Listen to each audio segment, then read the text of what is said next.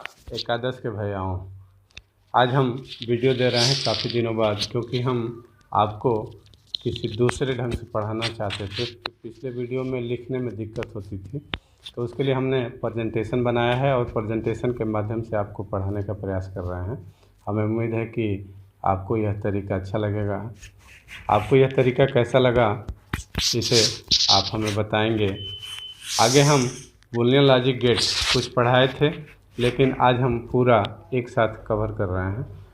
आप एक कॉपी पर इन सारे गेट्स का नाम लिख लेंगे, सिंबल बना लेंगे, एक्सप्रेशन लिख लेंगे और ट्रस्ट टेबल भी बना लेंगे और बना करके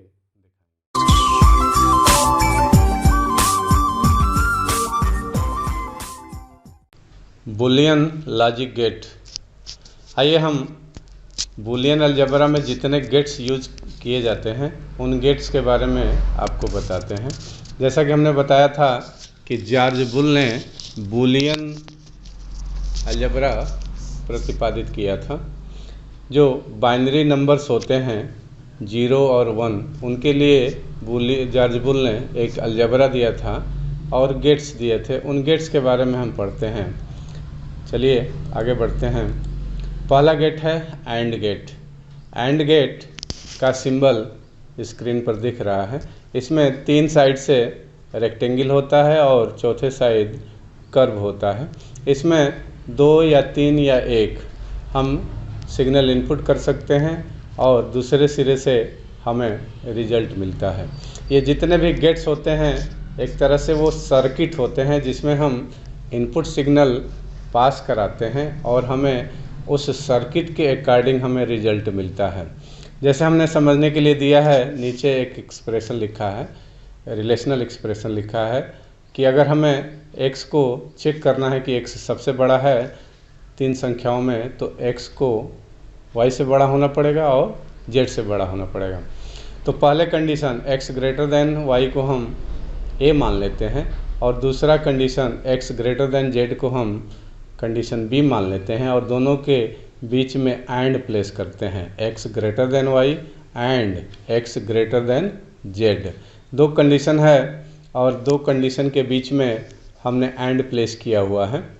यह जो x ग्रेटर देन y है जिसे हम इनपुट सिग्नल a मान रहे हैं, x ग्रेटर देन z जिसे हम इनपुट सिग्नल b मान रहे हैं, अगर एक कंडीशन फॉल्स होगी यानी कि x बड़ा नहीं होता है y से, अगर दूसरा कंडीशन भी अगर फॉल्स होता है x बड़ा नहीं होता है z से, यानी कि एक कंडीशन फॉल्स हो गई और बी कंडीशन फॉल्स हो गई और इसके आधार पर हमारा रिजल्ट फॉल्स हुआ।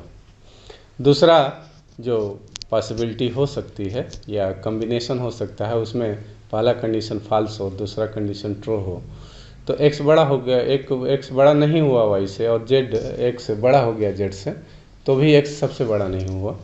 तीसरी जो पॉसिबिलिटी है उसमें पहली कंडीशन ट्रू होगी और दूसरी कंडीशन फॉल्स होगी, तो भी x बड़ा नहीं होगा, यानी कि x y से बड़ा है लेकिन z से छोटा है। x कब बड़ा होगा? जब दोनों कंडीशन ट्रू होंगी, x y से बड़ा हो और x z से बड़ा हो। यहाँ हमने ट्रस्ट टेबल के माध्यम से आपको समझाने का प्रयास कर रहे हैं।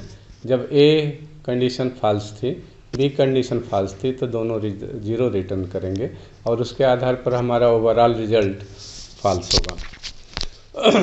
दूसरा, पहला कंडीशन फॉल्स हो गया, दूसरा कंडीशन ट्रू हो गया, तो भी रिजल्ट ट्रू होगा। तीसरा कॉम्बिनेशन जिसमें पहली कंडीशन ट्रू हो गई और दूसरी कंडीशन फॉल्स हो गई, तो भी हमारा कंडीशन फॉल्स हो गया। चौथा जो कॉम्बिनेशन है इन इनपुट्स का, पहला कंडीशन ट्रू है दूसरा कंडीशन ट्रू है, तो हमारा रिजल्ट ओवरऑल ट्रू होगा। इस ट्रस्ट टेबल को हम ध्यान से देखेंगे तो हम ये कह सकते हैं नीचे वाली लाइन के आधार पर कि जब हम 2 कंडीशन को एंड गेट से जोड़ते हैं तो रिजल्ट तभी फॉल्स होता है, रिजल्ट तभी ट्रू होता है जब इनपुट की गई सारी कंडीशन ट्रू होती है। बाकी सारे केसेज में रिजल्ट फॉल्स होता है। इनपुट और रिजल्ट के आधार पर हम देखते हैं तो जो एक्सप्रेशन डेराइव्ड होता है z equal to a dot b, यानी कि इनपुट का डॉट प्रोडक्ट ही रिजल्ट आता है। जैसे 0.00, 0.10, 1.00, 1.1 यानी कि 1। आप एक कॉपी ले लीजिए जिसमें एक टेबल बना लीजिए, 4 कॉलम रहेंगे, जिसमें गेट्स नेम दे दीजिए, सिंबल दे दीजिए, एक्सप्रेशन दे दीजिए और ट्रुथ टेबल दे दीजिए। चलते हैं अगले गेट के बारे में। अगला गेट है आर गेट। जब हम दो कंडीशन को आर से जोड़ते हैं, जैसे हमने उदाहरण के रूप में लिखा है कि x बड़ा हो y से या और x बड़ा हो z से। जब परीक्षा में दो प्रश्न पूछा जाता है और दोनों के बीच में आर लिखा रहता है तो हम दोनों प्रश्न हल नहीं करते, दोनों में से किसी एक को हल करते हैं। आर गेट को हम जो स्क्रीन पर डायग्राम दिखाया गया है उस डायग्राम से रिप्रेजेंट करते हैं। यह हम इस गेट को हम डायग्रामेटिकल रिप्रेजेंटेशन करते हैं, जिसमें पहला साइड भी कर्व है और दूसरा लंबा कर्व है, जिसमें इनपुट कंडीशन ए और बी आ रही हैं और उसके आधार पर रिजल्ट आ रहा है। पहला पास्टुलेट यानी कि पहला कंडीशन x बड़ा हो y से या x बड़ा हो z से।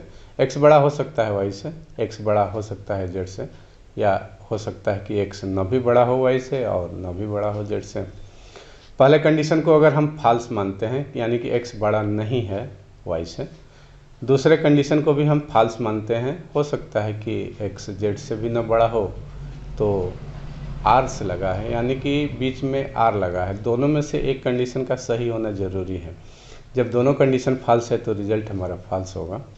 दूसरे कॉम्बिनेशन में पहला कंडीशन फॉल्स हो गया है और दूसरा कंडीशन ट्रू हो गया है, तो दोनों में से r लगा है, तो एक सही हो गया तो हमारा रिजल्ट सही हो जाएगा। तीसरा कॉम्बिनेशन पहले कंडीशन ट्रू हो गई है, दूसरा कंडीशन फॉल्स हो गया है, लेकिन r से जुड़ा है तो दोनों में से एक ही सही होना चाहिए, तो एक सही है तो रिजल्ट हमारा ट्रू हो जाएगा। चौथा जो कॉम्बिनेशन है x y से भी बड़ा है और x z से भी बड़ा है, यानी कि सबसे बड़ा है, यानी कि दोनों ट्रू हो रहा है तो भी ट्रू होगा। इस ट्रुथ टेबल को ध्यान से देखिए, यहाँ पे जो रिजल्ट आ रहा है वह दोनों इनपुट का प्लस आ रहा है। जो एक्सप्रेशन आ रही है वह z equal to a plus b आ रहा है। 0 प्लस 0 0, 0 प्लस 1 1, 1 प्लस 0 1, और चौथा 1 प्लस 1 को हमने 1 दिखाया है। यहाँ पे थोड़ी कन्फ्यूजन हो सकती है। कन्फ्यूजन मतलब यह है कि हमने बाइनरी एडिशन में तो 1 प्लस 1 10 कहा था, लेकिन यहाँ तो 1 प्लस 1 1 कहा जा रहा है। इसको हम दूसरे तरीके से समझने का प्रयास करते हैं। जैसे दो शर्तें दी गई हैं, दोनों में से किसी एक का ट्रू होना ज़रूरी है, लेकिन जब दोनों कंडीशन ट्रू हो गई तो रिजल्ट ट्रू। जैसे मान लीजिए कि आप दो बातें बोल रहे हैं, पहली सही बोल रहे हैं, दूसरी भी सही बोल रहे हैं, इसका मतलब आप सही बोल रहे हैं। चलते हैं तीसरे गेट के बारे में। तीसरा नॉट गेट है। यह यूनरी ऑपरेटर है, यानी कि यूनरी गेट है। यह ऐसा गेट है जो एक ही एक्सप्रेशन यानी कि एक ही रिलेशनल एक्सप्रेशन पे अप्लाई किया जाता है। पिछले जो दो गेट पढ़े थे उसमें हमने दो रिलेशनल एक्सप्रेशन के बीच में एंड जोड़ा था, दो रिलेशनल एक्सप्रेशन के बीच में आर जोड़ा था, लेकिन नॉट गेट ऐसा गेट है जो कि एक ही रिलेशनल एक्सप्रेशन पर अप्लाई होता है। जैसे उदाहरण के लिए लिखा है z equal to not x greater than y। इसका ग्राफिक सिंबल ट्रायंगुलर होता है जैसा स्क्रीन पे दिख रहा है, और इस सिंबल के आगे एक सर्किल लगी होती है। यह सर्किल बहुत इम्पॉर्टेंट होता है। यही सर्किल इनपुट कंडीशन को रिवर्ट करती है। इस नॉट गेट को इन्वर्टर भी कहा जाता है। जैसे इसमें हम x इनपुट करेंगे तो रिजल्ट में इसका इन्वर्स वैल्यू आएगा, यानी कि इसका निगेट्स आएगा। x या तो ट्रू होगा या फॉल्स होगा। ट्रू होगा तो यह गेट उसे फॉल्स में बदल देता है और फॉल्स होगा तो उसे ट्रू में बदल देता है। जैसे इसका ट्रुथ टेबल लीजिए, देखिए a 0 है तो वह उसको इन्वर्ट कर देगा, यानी कि 1 कर देगा। अगर x का मान 1 है तो उसे इन्वर्ट कर देगा, 0 कर देगा। इसका जो एक्सप्रेशन आ रहा है z equal to x inverse. यह नॉट गेट ऐसा इन्वर्टर गेट है। नॉट गेट को इन्वर्टर गेट भी बोलते हैं। इसमें आने वाली इनपुट सिग्नल इन्वर्ट हो जाती हैं, यानी कि विपरीत हो जाती हैं। इस गेट में रिवर्ट यह सर्किल करता है, केवल सर्किल ही काज करता है इनपुट सिग्नल को रिवर्ट करने के लिए। नॉट गेट में सर्किल ही इनपुट वैल्यू को निगेट्स करता है, इस बात का ध्यान रखेंगे। तो ये हमारे 3 फंडामेंटल गेट थे, एंड, आर और नॉट। ये हमारे मूलभूत गेट्स थे, जिसमें एंड का रिजल्ट आया था z = a.p, वाई का रिजल्ट आया था, आर गेट का रिजल्ट आया था z = a+p, और नॉट गेट का रिजल्ट आ रहा है z = x इनवर्स। ये 3 एक्सप्रेशन हमें याद रखने होंगे, क्योंकि आगे जो भी गेट्स आएंगे वो इन्हीं 3 से मिल करके बने हैं। ये हमारे फंडामेंटल गेट्स हैं और इनका एक्सप्रेशन हमें याद रहेगा, and a.b, or a+b, not a inverse. चलते हैं अगले गेट के बारे में पढ़ते हैं। अगला गेट है बफर गेट। बफर गेट हमारे नॉट गेट की तरह से ही होता है, लेकिन इसमें सर्किल नहीं होता। नॉट गेट में सर्किल ही इनपुट वेरिएबल को रिवर्ट करता है। यह बफर गेट ऐसा गेट होता है जिसमें जो सिग्नल जिस अवस्था में देते हैं उसी अवस्था में बाहर निकल जाती है, यानी कि z = 1, a का मान 0 होगा तो रिजल्ट 0 आएगा, a का मान 1 होगा तो रिजल्ट 1 आएगा। इस गेट में जो भी सिग्नल इनपुट करेंगे उसमें किसी तरह का परिवर्तन नहीं होता है, जैसा लेगा वैसा आउटपुट दे देगा। इस गेट का हम ज़्यादा यूज़ नहीं करते, लेकिन पढ़ने के लिए इस गेट का यूज़ किया जाता है। कहीं कहीं आता है पढ़ने में कि बफर गेट क्या होता है। तो बफर गेट करता कुछ नहीं है, इनपुट सिग्नल को उसी तरह से बाहर निकाल देता है। चलते हैं अब कॉम्बिनेशनल गेट पढ़ते हैं, यानी कि डेराइव्ड गेट पढ़ते हैं। 3 हमारे फंडामेंटल गेट थे, एंड, आर और नॉट। अब आगे आने वाले गेट सभी उससे मिल करके बनेंगे, जैसे नंद गेट। नंद में एंड गेट जुड़ा हुआ है और एन यानी कि नॉट गेट। नॉट और एंड का कॉम्बिनेशन नंद गेट होता है। इसका डायग्राम देख लीजिए। पहले हम एंड बनाएंगे तो यह एंड गेट हो गया, और एंड गेट के आगे हम सर्किल लगा देंगे तो सर्किल नॉट के लिए होता है। हमने नॉट गेट में बताया था कि यह सर्किल ही हमारे वैल्यू को रिवर्ट करता है, यानी कि इन्वर्स करता है। ए और बी 2 सिग्नल इस गेट में इनपुट की जा रही हैं, और सर्किल के पहले जो रिजल्ट आएगा एंड का आएगा, यानी कि a.b आएगा, और सर्किल उसे रिवर्ट कर देगा, यानी कि एक्सप्रेशन जो आएगा z = a.b। a.b आया हमारे एंड गेट से, और इन्वर्स हुआ है सर्किल। नंद गेट एंड और नॉट का कॉम्बिनेशन होता है। पहले एंड गेट हमारा रिजल्ट देगा a.b, और आगे सर्किल लगा हुआ है, नॉट का सर्किल लगा है, यानी कि सर्किल हमें रिवर्ट कर देगा। तो जो z की वैल्यू आएगी a.b हमारा एंड से आया, और यह सर्किल उसे इन्वर्स कर रहा है, तो एक्सप्रेशन आ गया a.b एंड का, और सर्किल का इन्वर्स आ गया। तो जो ट्रुथ टेबल होगा उसको ध्यान से देखिए, 0.0 0 होगा और इन्वर्स उसे 1 कर देगा। दूसरे पासुलेट में 0 × 1 0, इन्वर्स 1। तीसरे पासुलेट में या तीसरे कंडीशन में 1.0 0 होगा और रिजल्ट 1 होगा। चौथे पासुलेट में 1.1 1 होगा और इन्वर्स 0 हो जाएगा। चलते हैं अगले गेट के बारे में पढ़ते हैं। अगला गेट है नॉर गेट, यानी कि नॉट एंड आर का कॉम्बिनेशन। इसके डायग्राम को ध्यान से देखिए। आर बना हुआ है पहले, और उसके आगे सर्किल लगा हुआ है, सर्किल यानी कि नॉट, यानी कि यह जो कॉम्बिनेशन है यह नॉट और आर का कॉम्बिनेशन है। आर के बाद हम नॉट लगाए हैं, तो आर का जो रिजल्ट आएगा वो आएगा a+b, और सर्किल उसे इन्वर्स कर देगा। तो हमारा एक्सप्रेशन आता है नॉट गेट का a+b का होल इन्वर्स। चलिए ट्रुथ टेबल देखते हैं। 0 + 0 0, इन्वर्स 1। दूसरा 0 + 1 1, और उसका इन्वर्स 0। तीसरा कॉम्बिनेशन 1 + 0 0, और उसका इन्वर्स 1 प्लस 0 1 और उसका इन्वर्स 0। चौथा कॉम्बिनेशन 1 प्लस 1 1 और उसका इन्वर्स 0। चलते हैं, अगला जो गेट है उसे हम एक्सऑर गेट बोलते हैं, XOR। इसको हम एक्सक्लूसिव आर भी बोलते हैं। इस एक्सऑर गेट के डायग्राम को ध्यान से देखिए, इसमें आर बना हुआ है और जो इनपुट सिग्नल आ रही है वहाँ पर एक कर्व से क्रॉस किया गया है। यह एक्सऑर गेट का सिंबल है आर, और इनपुट के पहले एक कर्व से उसे क्रॉस किया गया है। इसका जो रिजल्ट आता है यानी कि एक्सप्रेशन आता है Z equal to A inverse B plus AB inverse.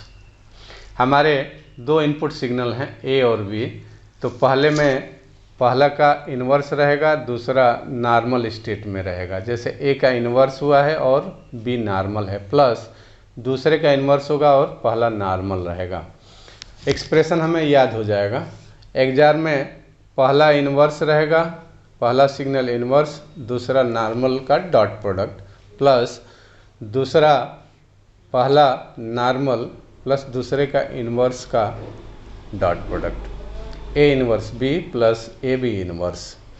इसमें दोनों क्रम से इन्वर्स होंगे और उनका डॉट प्रोडक्ट होगा और फिर उसको हम प्लस में कर लेंगे। तो इसका ट्रक टेबल बनेगा 0, A का मान 0, B का मान 0। तो A का मान 0 तो इन्वर्स A इन्वर्स 1 हो गया और 0 से गुणा होगा तो रिजल्ट 0 हो जाएगा।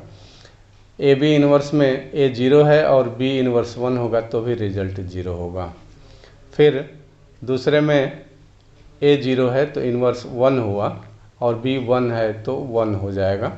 एक टर्म 1 हो गया है तो दूसरा टर्म 0 या 1 हो, कोई फर्क नहीं पड़ता। तो इसमें दूसरे केस में A इन्वर्स B 1 हो चुका है और A 0 है और B इन्वर्स 0 हो जाएगा तो रिजल्ट 0, टोटल रिजल्ट 1 आएगा। फिर तीसरे केस में आप A और B की वैल्यू रख करके देखेंगे तो रिजल्ट 1 आएगा। और चौथे में भी A का मान 1 रख लीजिए और B का मान 1 रख लीजिए तो रिजल्ट 0 हो गया, कारण कि एक टर्म में A इन्वर्स हो रहा है, दूसरे टर्म में B इन्वर्स हो रहा है तो रिजल्ट 0 हो जाएगा। चलते हैं अंतिम गेट के बारे में पढ़ते हैं। अंतिम गेट है एक्सनॉर गेट। इसको हम एक्सक्लूसिव नॉर गेट बोलते हैं। यह गेट हमारे एक्सऑर गेट जैसा होता है लेकिन आगे सर्किल लगी रहती है। आर गेट और इनपुट में हम क्रॉस करेंगे, आर्क से क्रॉस करेंगे और आगे इन्वर्सन देंगे यानी कि नॉट देंगे, सर्किल लगाएंगे।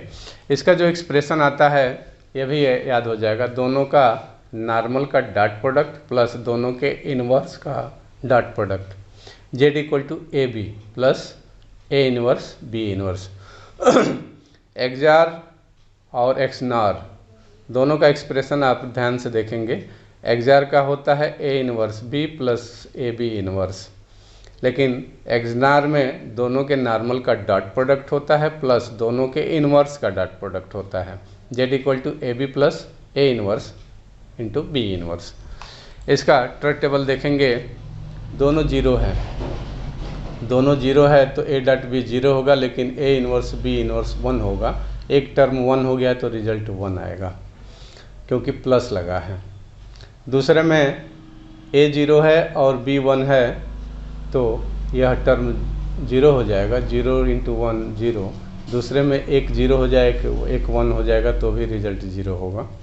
फिर तीसरे कॉम्बिनेशन में भी 0 होगा और चौथा जिसमें दोनों 1 हैं, दोनों 1 हैं तो A डॉट B 1 हो जाएगा और A इन्वर्स B इन्वर्स 0 हो जाएगा, 1 प्लस 0 0 हो जाएगा।